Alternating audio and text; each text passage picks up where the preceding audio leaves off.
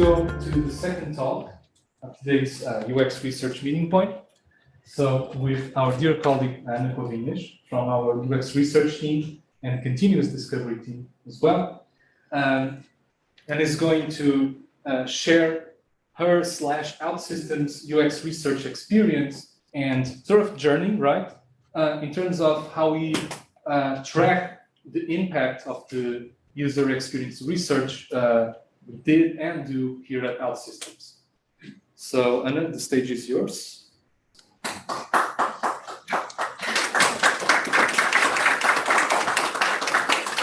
Can you hear me? Yes?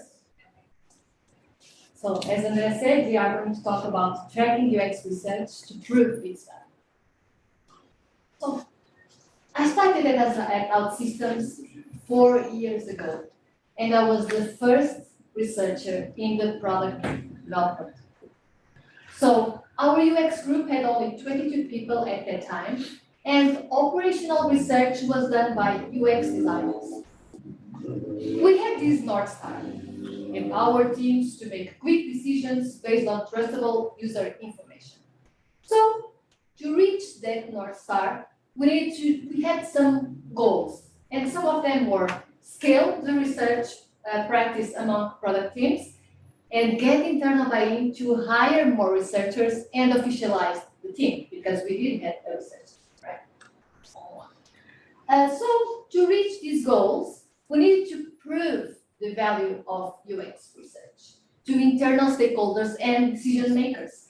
So I started by working with many teams. I was like the nomad of the office, going there and then spending a few months here and there, working with different teams to raise awareness and also enable colleagues on research best practices. And we even created a research guild with non-researchers, with people from different departments. But soon we realized that we needed to show evidence to prove the value of UX research. And we have been exploring and iterating in different ways to show that evidence. So to show evidence, we needed to track the impact of what we deliver, right? So we haven't yet reached a perfect solution, and maybe it doesn't exist, I don't know. But today, we would like also to learn from you on this matter and your experiences. We can share and maybe find a better solution. So this talk is about our ongoing adventurous journey to track the value of research. So we started by using metrics, like stakeholders like numbers, right? Everybody knows it, numbers. And it's useful, right? Numbers are useful to quantify the user experience and the outputs. However, numbers can be quite ambiguous, right? Numbers alone, they don't tell the whole story. And making decisions based only on numbers can be quite misleading. Like Stephanie mentioned, right? Time on page. We don't know if that person is really on the page or went to cook something in the kitchen. Right? We don't know if they are on the page because they are liking or they are interacting and doing what they wanted or lost. So can be misleading. That's why we started to combine these numbers with qualitative feedback in order to understand the context on what we are quantifying, right? To validate what the number really means, what it represents. And how do we do that? When we are defining the research, before we do the research, we identify with the teams how they intend to use the insights to make decisions, right? Because we do research to help others make decisions. And after we do this research and after we present the insights, we get feedback from colleagues and stakeholders on how they are actually using the insights and the respective impact. That's how we do it. And it works well because quotes from colleagues are like testimonials. And we can obtain more compelling stories to be more influential. So combine numbers and quotes to see this full picture. However, there are some cons. So often this point person that we ask for the feedback They don't have full visibility over insights usage in their teams. Also, researchers, we aren't aware if other teams used our insights, because we might be doing some research for one team, but then other teams have access, right, to the presentations and they use it and we are not aware. So actually, we cannot track that impact. Also, our work at OutSystems is very fast-paced and it's always changing. And so it's normal for people to quickly forget and lose track on how they use the insights. It's very hard sometimes to recall. And often the perceived impact is not measurable, verbal. So, still, when we combine numbers and quotes, these qualitative feedbacks, we already started to prove the value of UX research. And how did we present those? We present those with reports, presentations, and newsletters. So, at the end of each project. Even though we started to prove, we didn't get much traction. We needed to raise stakeholders' curiosity, right? So, how to make these decision makers feel more curious about our work, about our insights, more engaged. So, we decided to try something new. We started to create more catchy reports with more appealing visuals and videos. And I wanted to share one experience with you that was quite fun. We asked our families, what do they think that we do at our work? And so we recorded short videos of our daughters and our parents saying what they think that we do. We got very fun and bizarre answers, actually. And then we used these videos and we created other videos also with what we actually do and the impact of doing it. We merged these videos and we showed to internal stakeholders. And we got lots of visibility and excitement. It was really cool. Everybody was talking about this new letter, but it didn't last long. So we noticed that sharing insights only at the end of the research project was not enough. To create momentum, we saw that we needed to share more often along the way, right? So how did we do that? We created what is called the insights sharing sessions. It's like a bi-weekly event in which we shared our research insights and findings. And we got more momentum, but still, it wasn't enough. It was like presentations, reports, still every 2 weeks was not enough to get that traction, that momentum that we wanted. So we saw that we needed to share in a way in which findings were consumed very quickly and also reshared very easily by our stakeholders. How could they share what they have learned with others very quickly? We started to share snippets of information through Slack, and at least one snippet per day, along the way. Also, the presentations every 2 weeks, like that. What is a snippet? A snippet of information can be like a brief interview summary or a relevant screenshot from a Power BI chart or some other finding or insight that is useful for the teams at that moment. And it worked well because we increased the interest and word of mouth among stakeholders, which is good if they are talking about us and about what we present is good. We got a lot of feedback in the comments thread of each snippet, which is also good because, again, awareness, talking, sharing with others. Stakeholders easily share these snippets, and the UX research team started to have more visibility and traction. That was good. But we fixed one problem, but we created another one. That was a long journey. We lost this wow factor because when we present, it's like, oh wow, we found this, it's very useful for us. So we lost this because we lost this kind of ownership of those insights.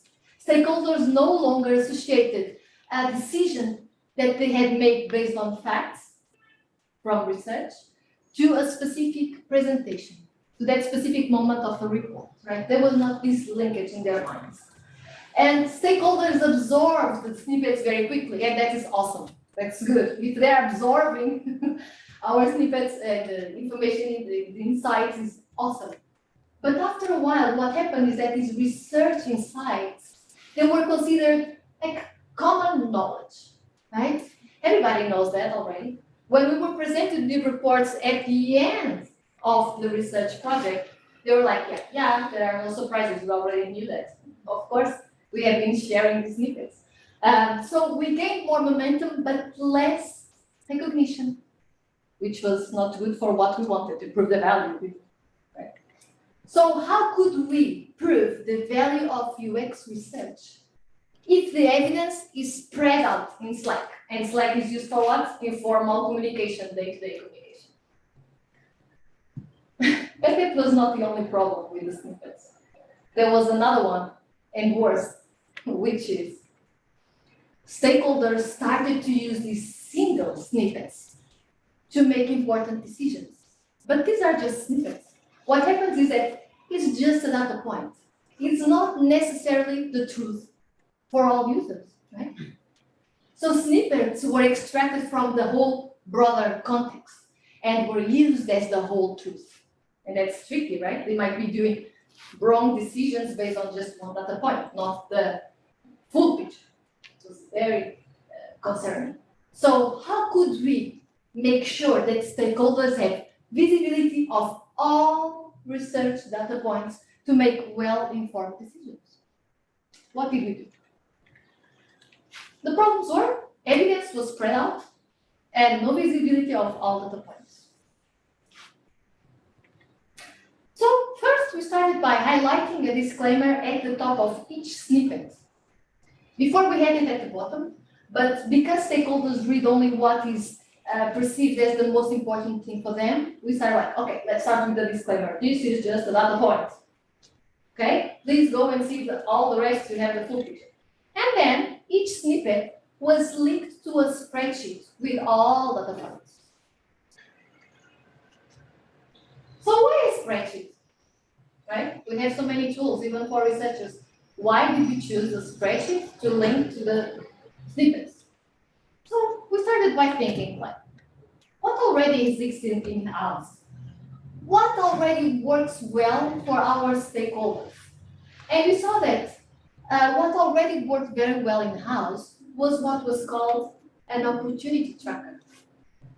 So UX designers have created this opportunity tracker in order to register all user-driven ideas that came from observations, usability tests, and CSAT and brainstorming. So they have this sheet with all these list of ideas, and then every time that a new user mentioned that idea, or a new usability test showed another idea, they started to increase the score. The more it emerged, the idea in these research activities, they would increase the score. And why was it important for designers? It was important to avoid prioritization based on gut feeling, because sometimes happens, right? I have this feeling, let's do this. But no, they started to have this sheet to really say, okay, this is the priority, this is the most frequent thing, this is what we move on, this is what we should do. So we thought, okay, if it works well, so let's spreadsheet it is. Let's do as well a spreadsheet. Stakeholders are already used to spreadsheets. Spreadsheets are flexible because they are easy to evolve over time, even by stakeholders, not only by the expert of researcher. And you might be thinking, why weren't we using the research repository? The answer is that at that time, it needed high implementation effort, right? And research repository has lots of legacy things that you need to put in, all the information that already exists in-house, and also it requires enablement, proper enablement of people to use it well. So that is what we are already doing now. Nowadays is what we are doing, the enablement. That's why we didn't put stuff in the research report. Also, now with these spreadsheets, in some product areas, the UX spreadsheet is considered a centralized source of truth because it's used for decision making and strategy development. It's a result of many iterations. We started with something very simple, quite similar to the opportunity tracker, and now, a long time, we started to, let's see, now we need this, we need that, and we started to improve it step by step. And this is an example of the latest version of this spreadsheet of research. So, first here we have the insights number and link to details. So we have these main insights that emerge from our research that have a number and then links to the details page. So when we go to this insight, go to the details and we see more about that insight. Then here we have the information of the journey stage, for example, onboarding, activation, retention. Then we have here a very important column. Is a column of the initiative, a link to the program management tool. So basically this link goes to the product board or to Jira and shows that justifies why this product initiative exists is because of that insight, right? Then we have a column for the impact, then opportunities and hypotheses related to that insight. And then here we have the calculation of the RISE score. That is a prioritization framework. Okay? Then we have the details sheet. So we have there the insight that goes to this sheet of that insight. Each insight has findings inside. And inside each finding, there is data points, right? For each finding and for each data point, we have a link to the data source. And it can be Miro board, and it goes directly to that piece of notes in Miro board, or can be a Power BI chart, or can be a video in the research repository. Okay, so here we have all the links to that raw data, and then here inside the findings you have the data points that support this finding. Then we have columns of things that are useful for the team. For example, user profiles in which we know, oh, that data point came from profile A, B, C, or persona, right? So we can put then all the information that is useful for us to track back. So we continuously add new data points, new insights, new findings to this spreadsheet. It's a live source of information that is useful to guide teams. It allows to track when a product initiative is created, implemented, or prioritized based on the UX research findings and insights. It's very important, this link here. So we can now prove the value of UX research to internal stakeholders. Because we can say, look, we have so many insights, so many data points, and that's why you have this, and that initiative. That's why you prioritize that initiative, okay? So, the impact of tracking impact. Now we have visibility over which company outcomes UX research contributes to. We have an active role on strategic tracks and directly influence product decisions and product direction. Because of this, and of course, other research-related initiatives, our UX research team was officialized. And nowadays, we are 11 UX researchers, and our UX group has 68 people. And we have an official team, yeah, so you will all see us here. However, it's important to mention that tracking is not measuring, okay? So now we can track the use of the insights and if they turned into hypotheses or into initiatives. However, this spreadsheet doesn't allow us to measure the outcomes. which is different. We can't properly measure the UX research impact in the users and in the business, okay? So that's why this is the next big thing. Like, have a dedicated team to really be focused on measuring it. In a nutshell, the way research insights are shared have a big influence on the ability to track how they are used by the teams. Second one, share small snippets, but more frequently. But make sure that you track it properly. Third lesson, tracking is not measuring, but it's a good initial step to prove the value of research. And that's it. Thank you very much.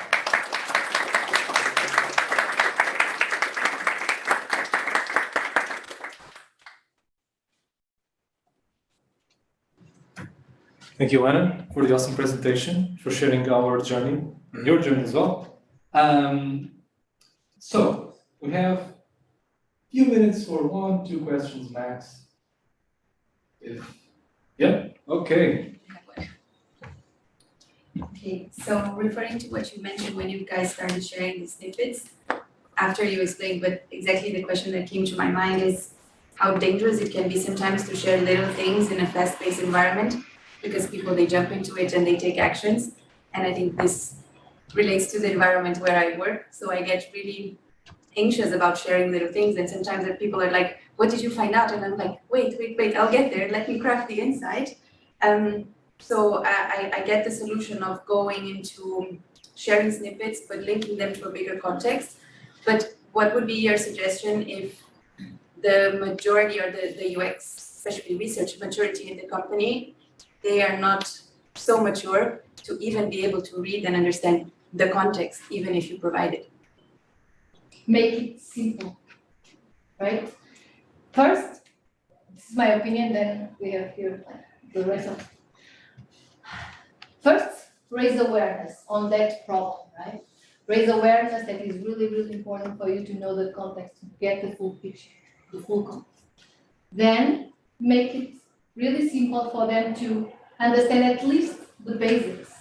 And once you catch their attention with the basics and get their attention because they understand it, then you have links to more details, link to more. One thing that we use a lot is the pyramid principle, in which we have this very simple information, this snippet, then more. But then if you want more, there is another link, and more, another link. And person, according to the interest and also time available and so forth, they start to, if you start to feed this interest on what you are sharing, and then the storytelling is very important as well, you will see that they will start to ask for more details.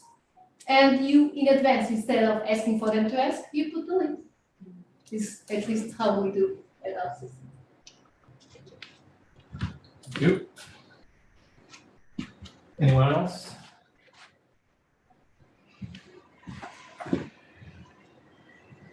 Hi, Anna. I would like to ask about the connection between the insights and the initiatives. I would like to understand better who takes care of mapping those together. If those people are researchers, if yes, how researchers can know about these decisions and those initiatives of either designers or people that are above them. That's a very important question. One thing that we noticed is that researchers cannot work in silos. One thing that we started to really work well was when we started to form teams with PMs and team leads, so managers that have more this business view and ours the research view, and we start to collaborate even on the research, bring them to the research, but then also we have visibility is a win-win. They come understand better the research, participate, but then we also start to understand more this business side and so forth.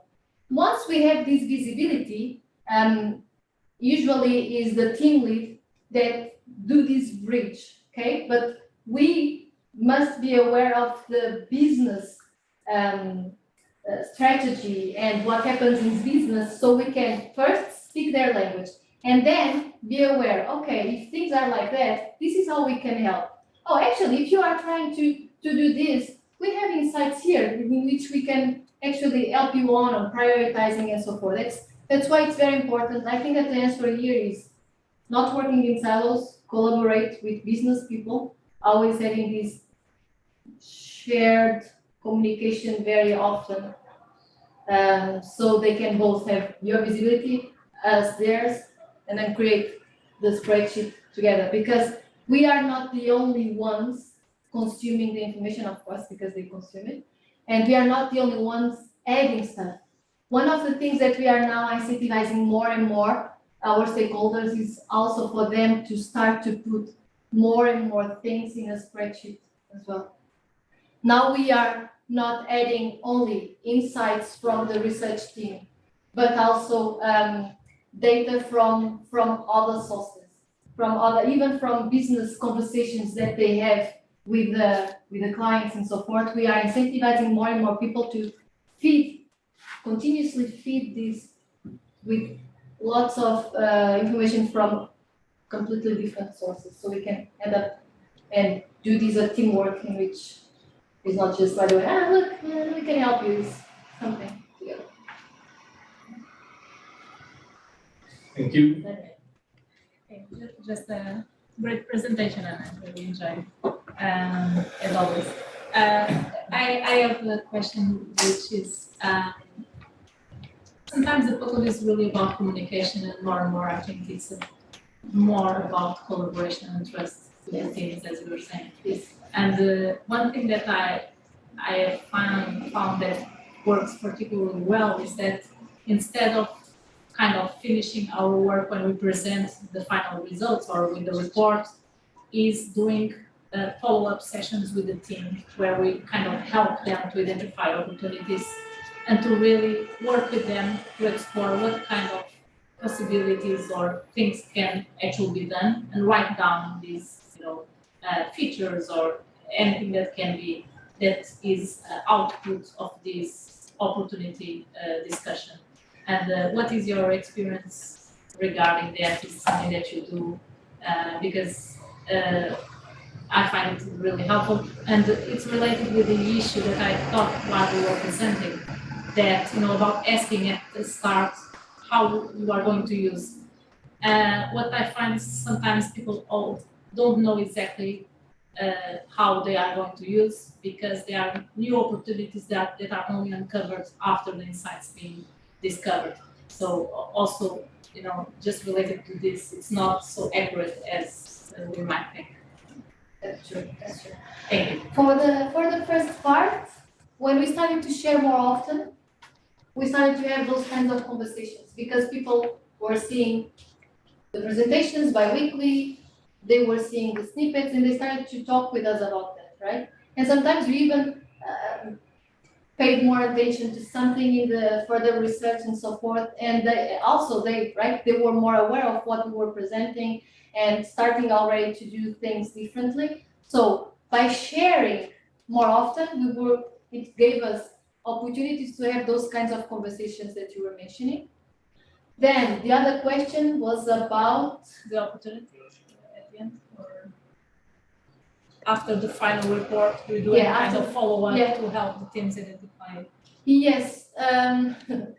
Now we have closed a few months ago an initiative where we are still having conversations about that, because we moved on to another research, but because we have the sheet, things are there recorded, and now people that are using that spreadsheet, they are coming back to us with follow-up questions, and then we go again digging. And fortunately, because we have all documented from the inside, the data point, we go and trace back things and clarify things, and that allows that, because I can tell you that a research that I have done 6 months ago, for me, it seems years ago. That's why it's very important for us to have this tracking, because then people will reach out to us for these feedback sessions, sometimes even a few months later on. Thank you. Let's take a short break, 5-minute break to recharge. Thank you, Anna. Thank you for the questions as well. So 5-minute break and then we go back for the next session. Okay? Thank you.